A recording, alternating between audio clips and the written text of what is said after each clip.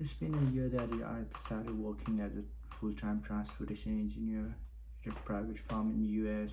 Before that, I had done a summer internship at Illinois DOT, where I worked as a roadway engineering intern.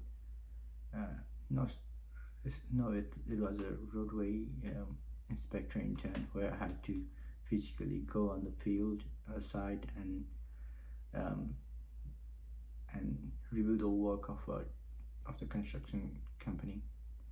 Um, what my job was to measure and see if the work that they did, um, if we got the same quantity that the contractors were, or, or the plan had, like the contractor did the same thing that the plans had. Um, it was a fun job. I learned a lot of things. Prior to that, I didn't have any um, transportation or roadway engineering um, knowledge. I did that took two courses related to transportation during my undergrad, um, but other than that, I had no experience on transportation. After that, I applied for many jobs and got a job, and right now I'm working as full-time transportation engineer. I started in October, and now it's uh, August of 2026. That's 11 months, and I'm enjoying my job. Um, my first task was to do or work on DDI, which is diverging diamond interchange, which is one of the complex interchanges that we can design. Luckily, the ramps and the interchange paths was already designed, so I had to focus on side roads, the 3D modeling of the side roads, the super elevations, the plans, productions, everything. um, I learned a lot in this job, and I'm happy that I got a good team that I can work with.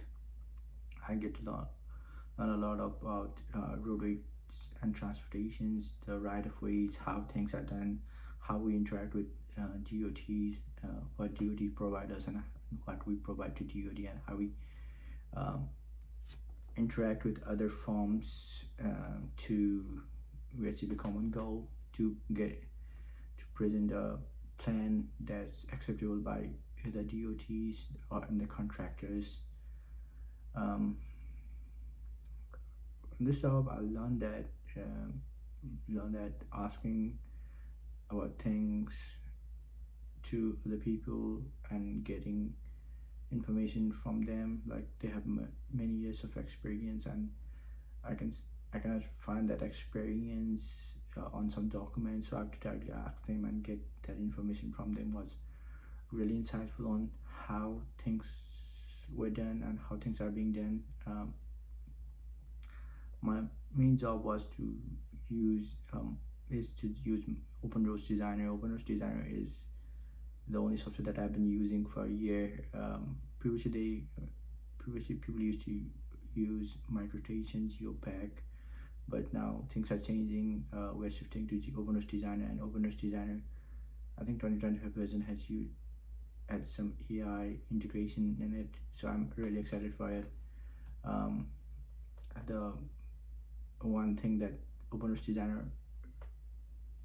and my main issue is that there will be some problems, some issues that needs to be debugged in this Open Roads software, which took a lot of time away from designing and into problem solving, which wasn't even our problem. It's like a computer related or IT related problem, but we have to resolve the issue, and we have some I developed some workarounds to help me get through it. But I'm loving this job, like learning the transportation side and the technical side of engineering. And I recommend people that are watching this YouTube video to focus on transportation engineering, because I think it's one of the easiest civil engineering jobs that you can get. You can get really good at it. There are many. There are not that many concepts related to other aspects of civil engineering. The reason that I chose this job is that I didn't have to think that much. I didn't have to use my brain power that much compared to other engineering. Like structural is mostly intuition, innovation, and more calculation oriented. Whereas same as geotech, but transportation is something that things that needs more common knowledge, more intuition based, not on heavy on calculations. You just have to think that, make sure that things don't go wrong, that people don't get into accidents and that kind of thing. But it's a really fun job to do. In 1 year, I think I've still more to learn. I spend most of the time in production. First, I thought that I was gonna spend a lot of time in modeling. At first, I did a lot of modeling, like modeling of side roads, medians, intersections, driveways, launch-use cells, the workflow, workspace. Try to understand the software, how things are turned on and off, how things are even drawn. Then after that, plant production took a lot of my workload.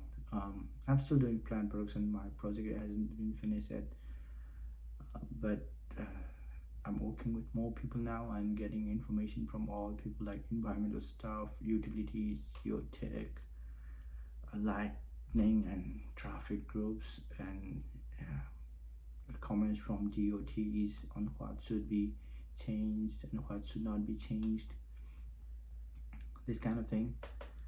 And I hope that I'll be better at things with me, much quicker, much more efficient in this one.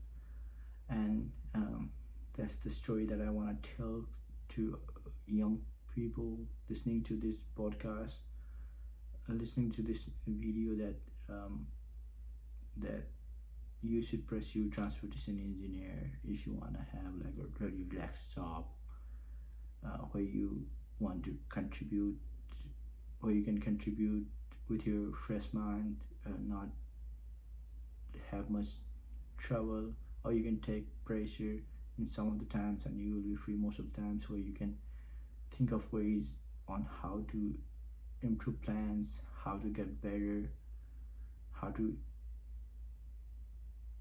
be good at engineering. So my advice is take transportation engineer. Thank you.